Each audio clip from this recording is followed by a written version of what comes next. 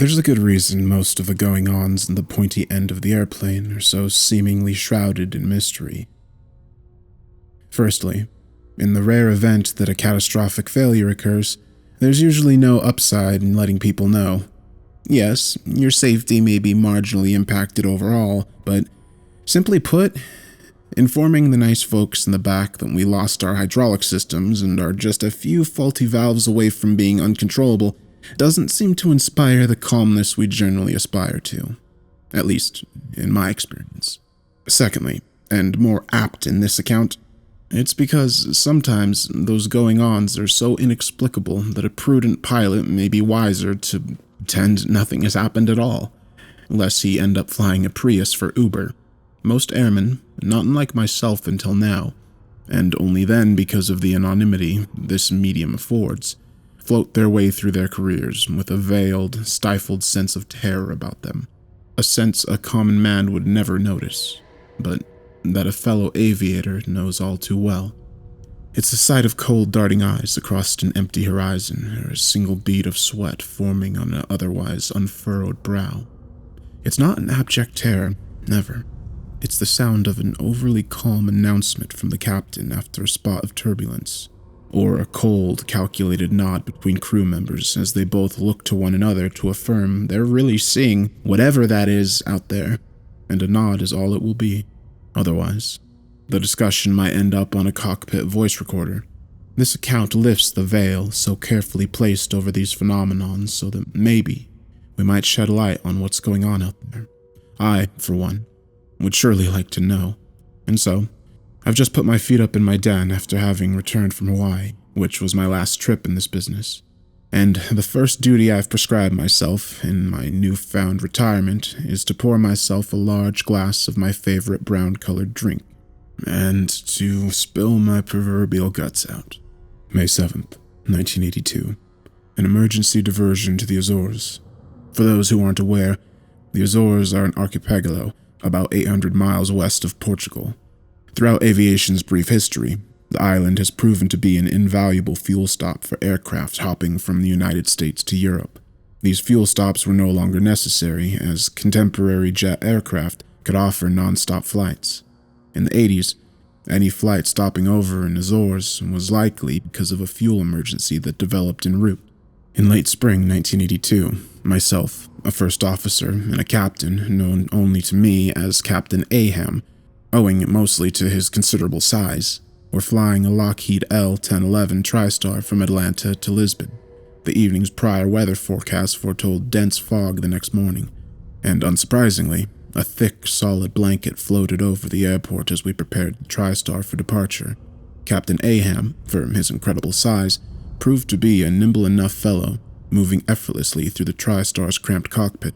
His round, bullish shoulders seemed to almost offset his bulbous gut, while both contrasted his sharp, diminutive tone. What I did not know then, being inexperienced, was the most bid-avoided captain in Atlanta, which, simply put, meant nobody wanted to fly with him, and after the first few minutes of preparation alongside him, I had immediately discovered why. The man was a slob, and after no longer than 10 minutes, he had strewn his things across both sides of the cockpit and managed to get mayonnaise from his sandwich all over the radio controls.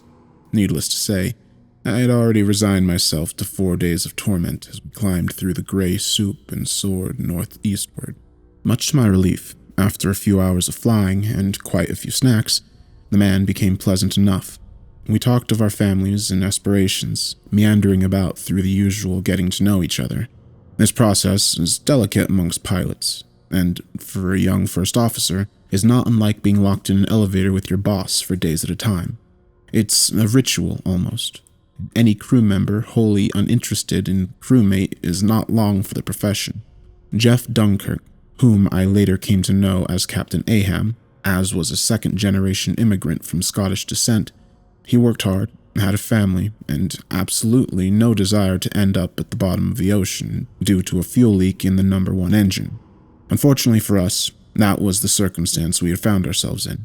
And even more, we hadn't discovered the leak until it was far too late to turn back toward Atlanta. 11 minutes after I detected the leak, the number 1 engine flamed out, and we began drifting downward toward the icy blue maw below us. Find me a fix to the Azeros, Captain Dunkirk said. And it looks like you better make it snappy. About 110 heading will do it, I said. But we aren't going to make it, and they're over 400 miles away. The leak had been particularly pernicious, as it had gone so long undetected. Jets can be smart, but all too often they're dumb. Normally, when one engine burns, or in this case leaks, fuel more quickly than the others, fuel is automatically transferred across tanks to balance the aircraft. In our case, the transfer pumps had been running for nearly the entire flight, dutifully balancing our aircraft and pumping our precious fuel overboard. I had realized this shortly after the engine flamed out, and had overridden the automatic cross-flow of the fuel, but it was too late. Number 2 and Number 3 engines flamed out only moments later. Pilots are cool. Not in the new age, Top Gun, Hollywood kind of way, but in the methodical, fate-accepting, diligent kind of way. You quickly learn that slow is smooth, and smooth is fast. You also learn that if you keep diligently working, even in the face of certain doom, it's a great way to procrastinate a complete mental breakdown. It's exactly why you see such strange behavior during disasters, like that guy in Saving Private Ryan, fixated on finding his arm. We slowed, solemnly, to our best glide speed, which would give us the furthest gliding distance without power. Neither of us could work up the courage to make an announcement to the passengers. Cruising at 41,000 feet, we are descending now at 1,200 feet per minute. And that's about 34 minutes of an eerily quiet ride to the waves below. Way too much time alone, with thoughts about the finality of death and what, if anything, might lie beyond. So, we didn't think. Like the private holding his arm and charging into battle, we both fastidiously scanned the horizon for a patch of dirt, recalculated our time to impact, and prepared the aircraft for an eventual ditching. Scan, calculate, scan, calculate, scan. I must have scanned the horizon 1,000 times, and even convinced the captain to change course momentarily to scan the areas we couldn't see. Then, descending through 10,000 feet, and with 8 minutes and 18 seconds left to impact, I saw the impossible. A small island off our right flank, sporting a long, beautiful runway. It was well within our gliding range. With an appreciation for life only those who have faced certain, unavoidable death have experienced, we banked the TriStar toward the island and made our gliding approach. "That wasn't there before," Captain Dunkirk said. I glanced toward him and then shook my head. "Must be the Azores, then?" I asked. The captain shook his head. He was right. It wasn't the Azores. As the TriStar groaned to a halt on the runway, we expected to be greeted by emergency services and some semblance of a fire department, yet we found nothing of the sort. The captain instructed the flight attendants to keep the passengers as orderly as one could expect, and then made an announcement, informing everyone that everything was in order and that due to unforeseen circumstances, we simply needed more fuel so we might continue to our destination.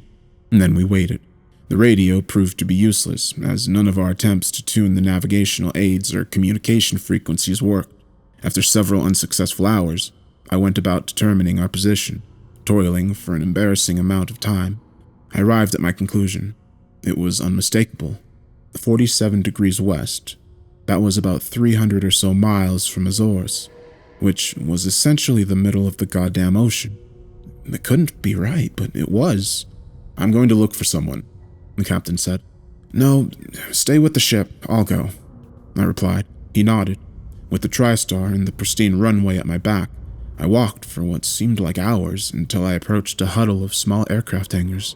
Then I heard it, the squealing and the cawing, and chimps. Hundreds of them flocked, pulling and prodding at my clothes and gibbering wildly. I laughed, awestruck, but that was only the beginning. Growing tired of being prodded, I walked away when one chimp distinguished himself, larger than the others. He wore a tattered green shirt and darted in front of me as I turned from the crowd. The other chimps quickly encircled us, and I quickly realized this must be a leader of sorts. Listen, pal, this looks fun and all, but I've got a lot of people waiting on me," I said, laughing as I spoke. Then the chimp nodded and pointed toward the TriStar's outline on the horizon. "Yeah, there's a lot of us. We're stuck unless we can get a hold of someone." The chimp pointed at himself. "Yeah, you seem to be someone, but I'm talking like people, like me, see?" I said, pointing towards myself. The chimp's eyes narrowed, and he suddenly clapped his hands together. A smaller monkey whirled into view, holding a green canteen labeled U.S. Army. He handed it to the leader. Carefully, the chimp unscrewed the lid and pointed toward the TriStar, then slowly dripped the water onto the ground in front of him. "I'm not thirsty," I said. The chimp screamed and pointed in another direction. There, I could see an outline of an aircraft behind a collection of small huts. Eventually, he led me to a sight I couldn't believe. A C-47 transport aircraft straight out of World War II. It lay motionless, with engines deconstructed at its sides. Within the aircraft was cage after cage carefully loaded into its cargo area. A faded manifest lay in the flight deck, Department of the Army Zoological Research Transport. As I pried my jaw off the floor of the C-47's cockpit, another sporty fellow carelessly hopped up in the seat beside me, slapping a faded, cracked hula bobber on the dash. The chimp began wildly throwing the C-47's controls, pretending to fly, and then I heard a clinking from behind me. It was the leader, alongside a solemn-looking chap. At their feet lay a collection of shattered, dirty spark plugs. They were trying to repair the damn thing, but couldn't get it running because of the bad plugs. I sat for a long while until the leader pulled me from the aircraft and toward the huts. The huts eventually gave way to a few larger concrete buildings, one of them labeled Research Laboratory A-12. Thinking they wanted me to go inside, I walked toward it, but the leader became agitated and pulled me away, leading me toward the opposite end of the building. As we crested the building's flank, it came into view. Lo and behold, a 3,000-gallon avgas tanker, a white star painted on its side. Apparently, Uncle Sam had plans of coming and going. I jumped in the tanker, but was quickly stopped by a chimp with whom I had not yet been introduced. Despite this, he had no qualms about showing me who was in charge and insisted on driving. At that rate, who was I to argue? As we drove, the TriStar's hulking frame grew closer on the horizon, and before long, the fuel tanker, the leader, and a handful of his compatriots were situated under our jet's wing. I motioned for them to wait, and just as I turned toward the cabin door, I heard him. "What the fuck is this?" Captain Dunkirk said as he climbed down the aircraft. But there was no explanation, not really. There was the objective truth about what was happening, and there was all we had known about the world previously crashing down around our ears. That happened several times during my airline career, and each time was just as jarring as the last. The captain went back to the flight deck and ordered the attendants to ensure that all of the side windows to the aircraft were closed. Nobody was to see a half-dozen chimps gravity-feeding 40-year-old avgas into the wings of our TriStar. That would be one great Polaroid. As the last of our remaining fuel drained from the tank, the gravity of the situation struck me. The smaller monkey, who had before shown such delight in manipulating the C-47's controls, had slung his arm over the leader, while the other chimp sulked in the fueler. They had given us the last of their fuel, and despite their defunct spark plugs until this moment, they had obviously retained some small modicum of hope that they might escape this island. I had to pinch myself as my eyes misted over, just to make sure that I wasn't dreaming. Moments later, the troop all steadily loaded into their truck, and I turned away, grabbing the first rung of our boarding ladder. Tires screeched behind me as the fueler came to an abrupt stop just as it had started off. I looked back to see the leader approaching. He handed me a folded piece of paper. On it was a map. U.S. Research Station A-12 was stretched across the top. Just as I had suspected, we were about 300 miles west of Azores.